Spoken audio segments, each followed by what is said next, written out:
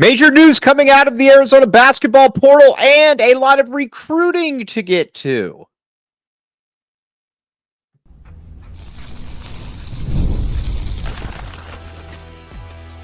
You are Locked On Wildcats, your daily podcast on the Arizona Wildcats. Part of the Locked On Podcast Network, your team every day. Thanks for keeping it locked on Wildcats and making this your first listen of the day. I am your host, Mike Luke. This show is brought to you today by FanDuel. You can put down $5 and you can get $200 in bonus bets if that bet wins. That simple, that easy. All right, this show we are going to get to a lot of Arizona basketball recruiting. That's what we do around here. We're also going to talk about the transfer portal. We're going to talk about all the latest news, everything going on, but with the kind of the season recap, season rehash, wanted to break down kind of where everything is standing with Arizona recruiting. But first, we're going to get into some of the portal news. First one is, I'm sure you have all seen, KJ Lewis is entering the transfer portal. Now, the rumors are it's either going to be Georgetown or Houston. Who knows? I don't have any great source on that. But this is a player that I like KJ Lewis more than most. I get that he did some maddening things, to put it mildly, while he was out on the court, fouling three-point shooters, just doing a lot of really silly stuff. But at the same time, he also made some winning basketball plays. His body language wasn't great, and you could kind of tell at the end that he had probably checked out, especially in the locker room after the game. Wish him the best. You know what? He gave it his all here. He just really wasn't he just never progressed offensively, I think, in the way that a lot of people were certainly hoping, especially me. But wish him nothing but the best. Obviously, with the Vasar news as well. Something, though, that everybody needs to keep in mind here before we get into recruiting and things become a little bit more, I think, set in stone, is that when it comes to roster management now, you have to be able to prioritize the right players. You have to be able to, and because there's a cost expenditure type value here. And I think the first one that I would bring up is Oumar Ballo, leader of men. Now, listen, I liked Oumar Ballo a great deal. I thought Oumar Ballo was really, really good. I thought the job that Tommy Lloyd did with Oumar Ballo was top notch. And I think it's hard to argue with that. You watched him, and the young man, went from being kind of just a bench player to being kind of a difference maker. So there's obviously that part of the equation. I think the problem, though, is that, and I don't think anybody wanted to lose Oumar Ballo, but at the same time, I think that it's also fair to say that he wasn't worth $1.2 million because he had some real drawbacks. Sure, you don't want to lose 16-10, whatever that case may be, but Oumar Ballo had some real drawbacks. And that first drawback was he couldn't make free throws. And then not only could he not make free throws, he also generally had to worry about what his shape was going to be like. Indiana fans found that one out. And on pick and roll defense, he was terrible. But that just kind of is what it is. The now with Arizona, they made the decision that we're going to save our money, we're going to pocket it elsewhere, and we are going to we're going to see what we can do with that. And they did exactly that, and it worked out just fine. Henry Vasar turned out to be a revelation for Arizona. Heck, Mo Krivas didn't even really play this season, and Tommy was talking about Mo as if Mo was going to be the best player on the team. That's something you got to keep in mind as well. And so I just kind of look at it and I just think to myself, I'm like, all right, well, that's just kind of what you got to factor in when it comes down to all of this. But overall, Tommy Lloyd did a really good job, and Arizona's big men certainly weren't a problem. He looks at somebody like Mo Krivas, and he clearly thinks that Mo Krivas is a stud. He clearly thinks that Mo Krivas is going to be a massive difference maker for Arizona, and he said that throughout the year. He said that, I thought Mo could have been our best player this year. I don't know that I ever really saw that. But again, one thing about Tommy Lloyd is that he has turned out to be pretty darn good when it comes to making his decisions, when it comes to players, when it comes to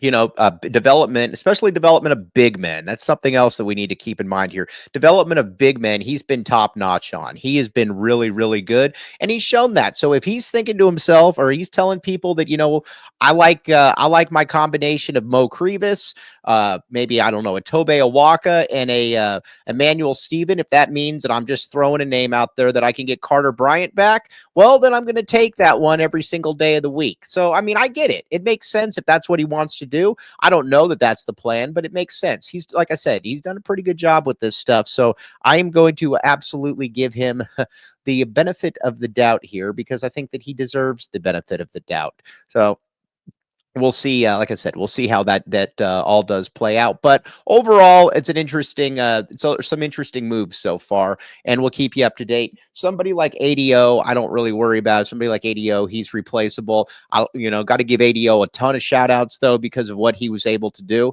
But I also want to just talk about the portal here for a second. I like the portal a lot. And, people are like, well, it's hard to become attached to players.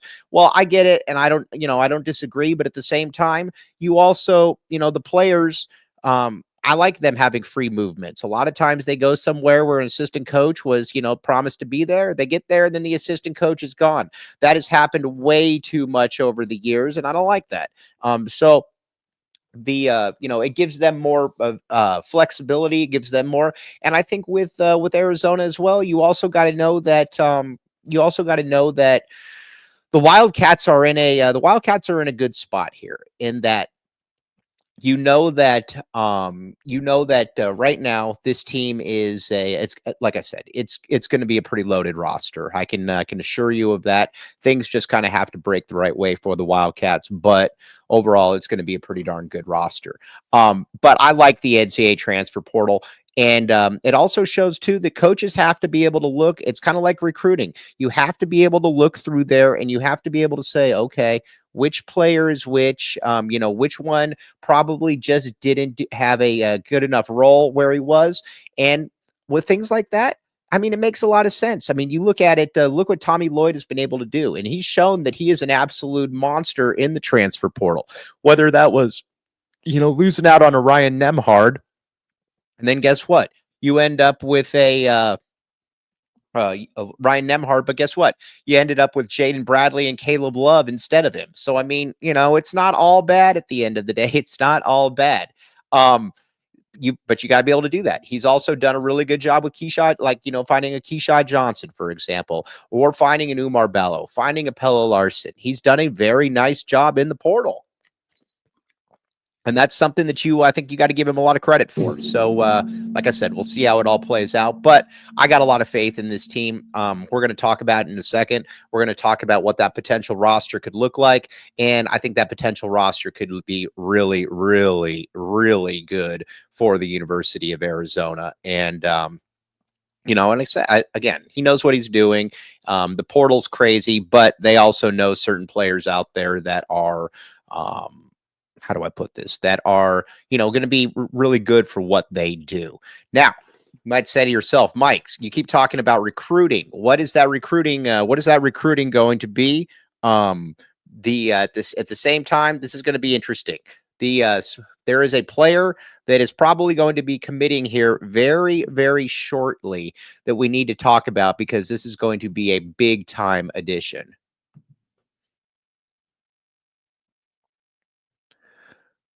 But first, FanDuel, my friends, FanDuel. All right, here's the deal with FanDuel. Here is the deal.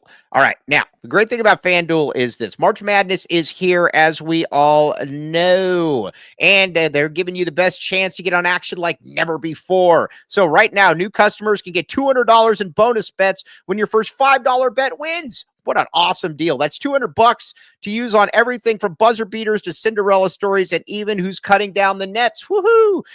Now, here's the deal. You can pick Arizona. I liked Arizona to cover against, I didn't like Arizona to cover against Duke. I thought that was going to be a massive problem for Arizona, but at the same time, it's also a good stuff. Now, Visit FanDuel.com and get on all the college hoops action all tournament long. Again, not going to find a better deal, really, where you're putting down $5 and you get back $200 in free plays. Bada bing, bada boom. Check it out. But you just got to hit that one, FanDuel.com. March Madness is here.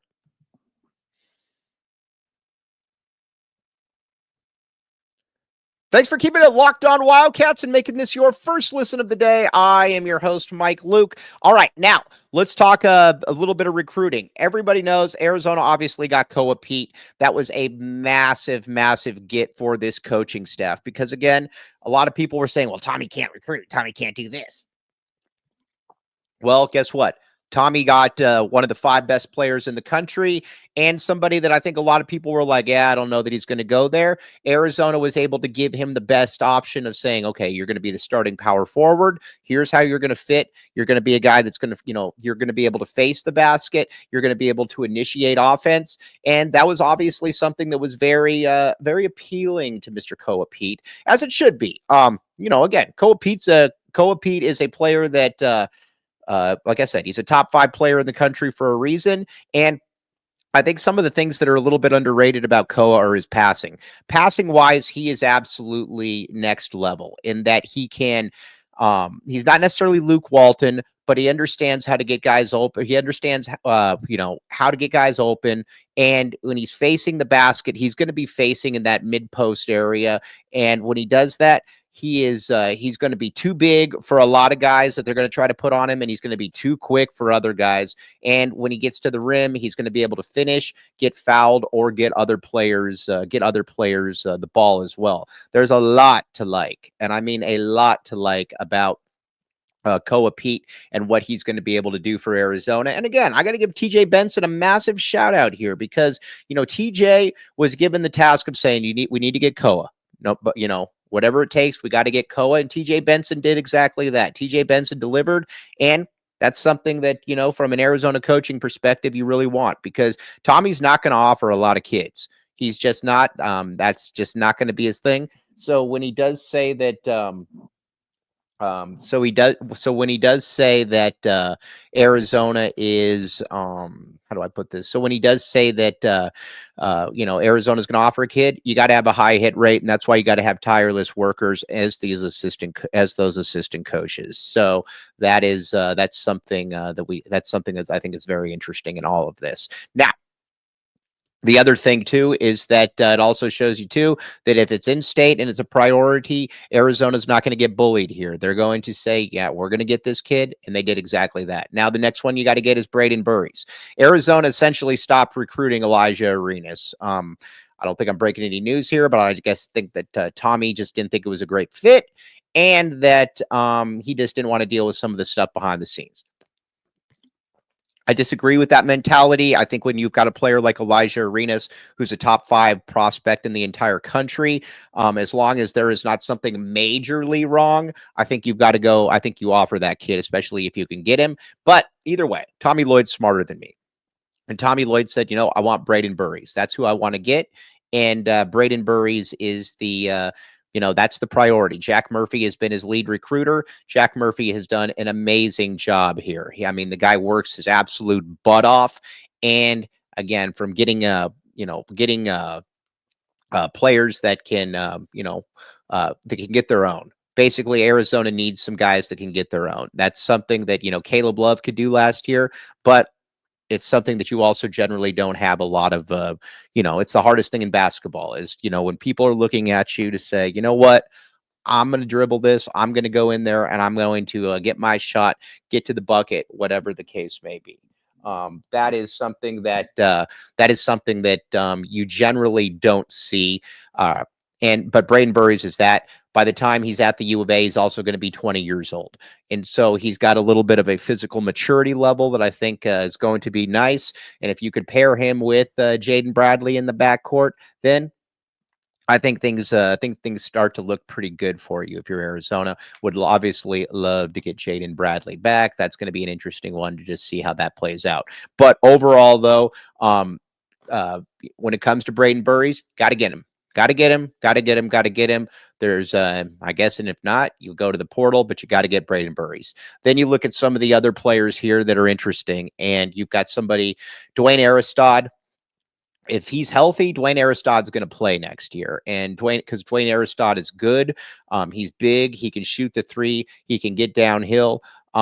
He's probably closer to a top 15 prospect if he's, but again, he hasn't been able to play in quite a while, but they expect him to be full go by late April. If he's full go by late April, that gives you May, June, July, August, September, October. That gives you 5-6 months to really get going before you play before you play your first game. Arizona's gonna need him. Then somebody like Bryce James. Bryce James is again, he's a LeBron James kid. He's not going to come in and have a massive impact from day one. That's not going to be his case. Bryce James has some real skills though, obviously, and he is like I said, he is how do I put this? He's one of those 3-star kids that I love taking because you can also say, okay, we're playing the long game with him. We're going to develop him. And if he's still here as a junior and he's shooting threes and running around, I think that you feel good about it. But he's also with Clutch. That's obviously a big thing. Koa Pete is with Clutch. That's LeBron James' agency, and Koa Pete ended up signing with the University of Arizona. Brayden Burries also with Clutch. I can't believe that is a bad thing for the U of A, that Brayden Burries is, or that, he's with LeBron James' agency, and LeBron James likes tweeting out stuff or likes reposting stuff like on Instagram. He said, great game, Neff. He's obviously close with, Brayden Burries is obviously close with,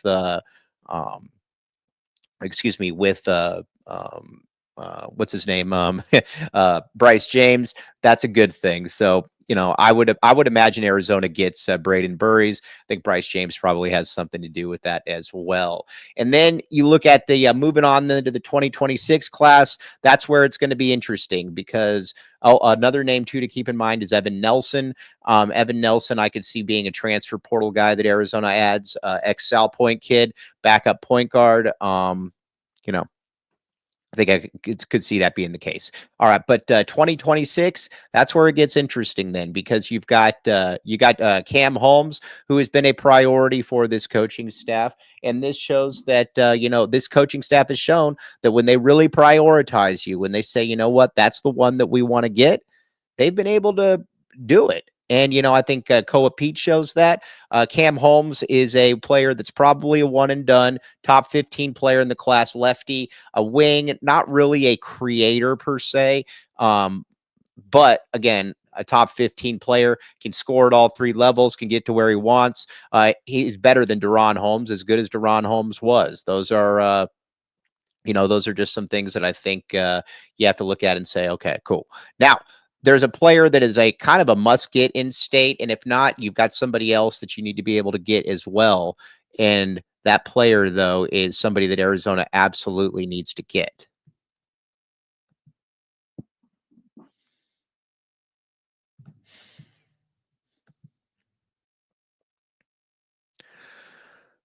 Thanks for keeping it locked on Wildcats and making this your first listen of the day. I am your host, Mike Luke. Okay, now the player that you are saying, who's this player that Arizona needs to get? It's Ikenna Alozie. Now, Arizona's been on him for a long time. Arizona, no matter what happens with Jaden Bradley, what happens with Brayden Burries, they're going to be looking for a point guard, a new point guard in 2026. And I think that you're hoping that that's Ikenna Alozie. He's one of the handful of best players in his entire class. He's been here in Arizona for a couple years now. Super fast, super dynamic, just a really, really good player. Arizona actually offered him fairly early because he's a no-brainer type player. He's good though.